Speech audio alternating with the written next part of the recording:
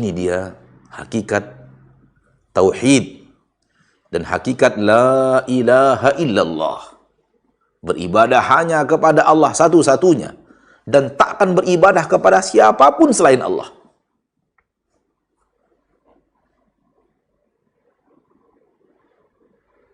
Semua ibadah yang saya lakukan hari ini, sebelumnya, setelahnya, sampai akhir hayat hanya untuk Allah.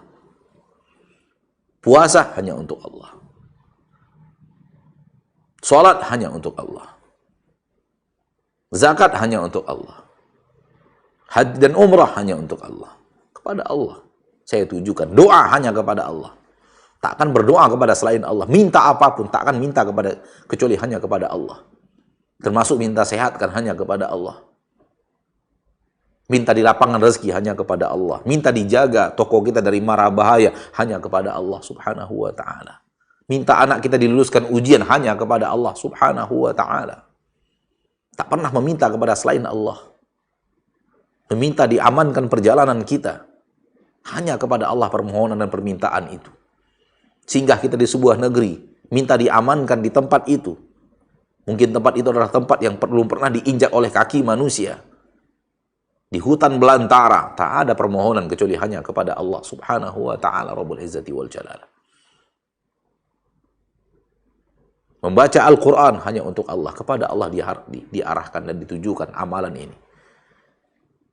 Berbakti kepada orang tua pun untuk mendekatkan diri kepada Allah subhanahu wa ta'ala Rabbul Izzati wa Rabbul Jalalah.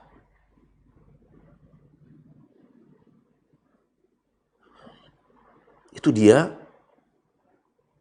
hakikat tauhid.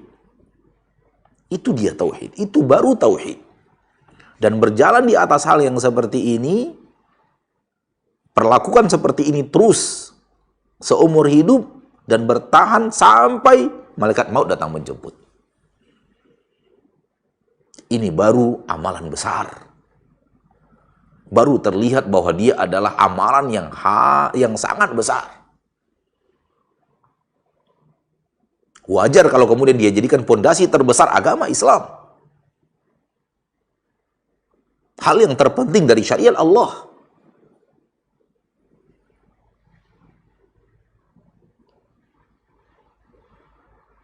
Hal yang menjadi pondasi amalan-amalan lainnya.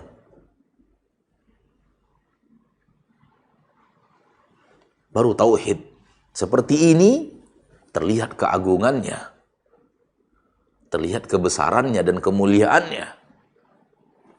Tidak seperti yang tadi. Sekedar ucapkan selesai.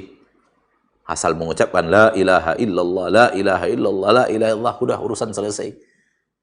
Surga di tangan. Tak akan pernah ke neraka untuk selama-lamanya.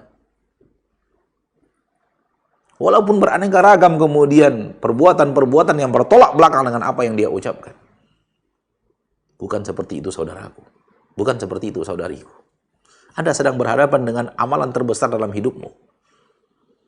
Anda sedang berhadapan dengan agama terpenting dari agamamu. Bahagian terpenting dari agamamu.